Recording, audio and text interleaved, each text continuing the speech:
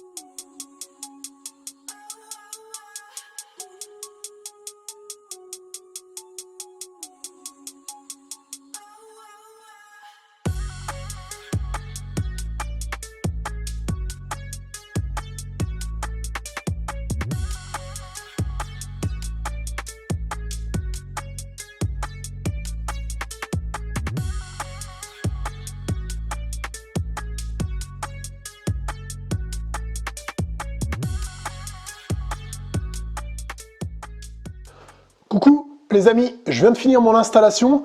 Alors celle-là, contrairement ou comparée à l'autre, elle est vraiment très lourde. C'est-à-dire que la première fois que je l'ai installée avec juste 2 tire-fonds en haut, 2 tire-fonds en bas, quand je l'ai changé, j'ai entendu que ça croustillait un peu de partout. J'ai tout de suite compris que ça allait pas tenir. Donc j'ai redémonté, j'ai tout recollé à la colle polyuréthane, rajouté 2 tire-fonds en bas, 2 tire-fonds en haut, rajouté 2 équerres, une en haut, enfin 2 en haut, 2 en bas, des petites équerres du pauvre, je vais vous les montrer, c'est top. Et le système tel qu'il est, donc en position fermée, il n'y a aucun problème, hein, ça tient vraiment bien. Je bois un petit coup, c'est le thé. Hein. Ensuite, hop, je fais un peu le bordel, voilà. Ensuite, quand on l'ouvre, donc la première rangée, pas de problème. Ici, j'ai rajouté une petite butée aussi, parce que ça tire vraiment pas mal sur les charnières. Hein. Donc je vous dirai avec le temps si ça tient. Les petites charnières comme ça, peut-être que vous pourriez vous fournir avec des charnières encore plus costauds, ce serait pas mal. Donc pour le premier étage, voilà, pas de problème. Le deuxième, je l'aide un peu, parce que forcément, il pique un peu du nez. Mais bon, ça reste costaud pour l'ouverture. Voilà, il reste pas ouvert toute la journée, hein. J'ai juste mon serre-joint à prendre. Et ensuite, je referme. Donc voilà, des petits aimants pour bloquer la fermeture. Voilà, j'espère sincèrement que vous avez apprécié ce petit bricolage. C'était pas juste, je fais une démonstration de ma quantité de serre-joints, mais je sais que tous les boiseux et les bricoleurs, ils ont besoin de ces serre-joints, on en a besoin, et même en quantité, on n'en a jamais assez, en fait. Et bien après, c'est vite encombrant, on ne sait pas trop quoi en faire, où les mettre. Et cette idée-là, c'est une idée que j'ai vue passer dans un fil d'actualité sur Instagram, donc c'est pas une idée à moi, mais c'est une idée que j'ai repris et que j'ai mis en œuvre, mis en place. Et je trouve le système vraiment intéressant. J'espère que cette petite vidéo pourra vous donner des idées. Voilà, vous pouvez toujours soutenir la chaîne avec des petits trucs sur Utip, du style des jolis maillets personnalisés magnifiques qui vont rendre ton atelier tellement joli que ton atelier, il va prendre de la valeur. Des petites boîtes, des trucs, il y a plein de trucs. Allez faire un tour, j'ai mon petit site marchand aussi, on sait jamais au cas où. Je vous mets toutes les petites références de ce que j'utilise et des petits liens marchands dans la description. Voilà, ça permet de soutenir la chaîne aussi, c'est totalement indolore pour vous, ça ne vous coûte rien. Je vous remercie pour ceux qui font leur achat dessus. Je vous remercie de me suivre aussi nombreux. Gardez la pêche, prenez soin de vous. À très bientôt dans l'atelier pour de nouvelles conceptions et tout un tas de copeaux. Ciao, bye!